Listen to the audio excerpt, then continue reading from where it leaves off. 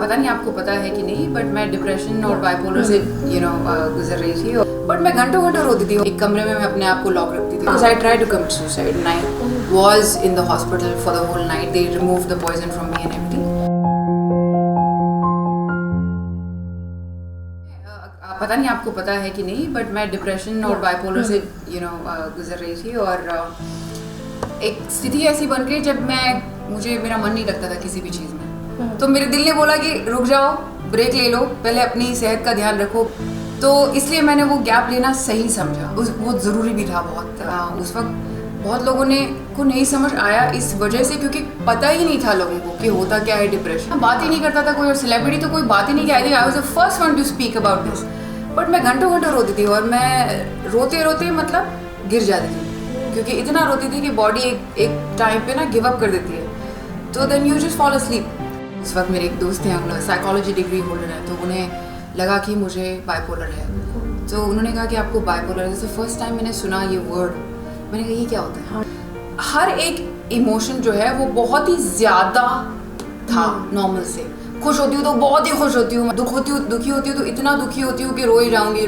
पर एक टाइम ऐसा आया जब वो बिल्कुल मतलब मैं फट गई थी, बिकॉज शायद मैंने इतना सप्रेस रखा अपने इमोशंस को, असल इमोशंस को, कि एक दिन उन्होंने बोला कि भैया अब तो हमें बाहर आना है। मेरे सब दोस्तों से मैंने बात करनी बंद कर दी थी। एक कमरे में मैं अपने आप को लॉक रखती थी। तो मुझे लगता था ये बड़ी अजीब स्थिति है, क्योंकि मैंने कभी ऐसी किसी को भी नहीं गुजरते हुए देखा। मैं पहली इंसान थी जिसको मैंने गुजरते हुए देखा। किसी ने मुझे डेफिनेशन नहीं दी इसकी। तो जब मेरे दोस्त ने दी तो उन्होंने कहा कि आप एक बार मेरे लिए प्लीज़ डॉक्टर को दिखा दें। तो मैं पहले हंसी, मैंने कहा कुछ नहीं हो सकता।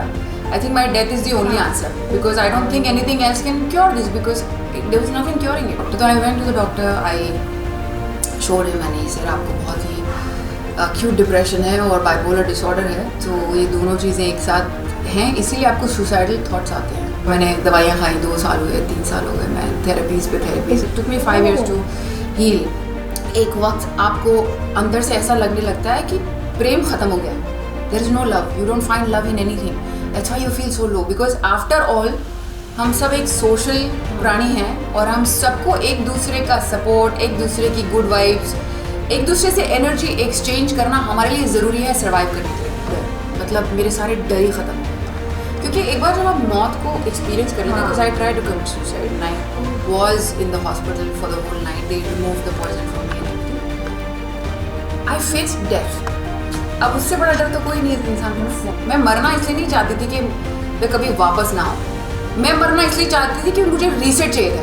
बट मुझे ये नहीं पता था कि यार अपनी लाइफ को आप कभी भी रीसेट कर सकते हो, आपको मरने की ज़रूरत नहीं है। कि जब आप डिप्रेशन में होते हैं ना, आपको ऐसा भी लगता है कि कोई आपकी केयर नहीं करता। तो जब मुझे ये पता चला कि अरे इतने लोग मेरी केयर करते हैं, अरे इतने लोग मुझे अभी भी प्यार करते हैं, अरे इतने लोग मुझे याद रखते हैं, that was a very pleasant surprise. I was so grateful. और एक चीज़ मुझे मेरे डिप्रेशन ने सिखाई, जो है ग्रैटिट्यूड।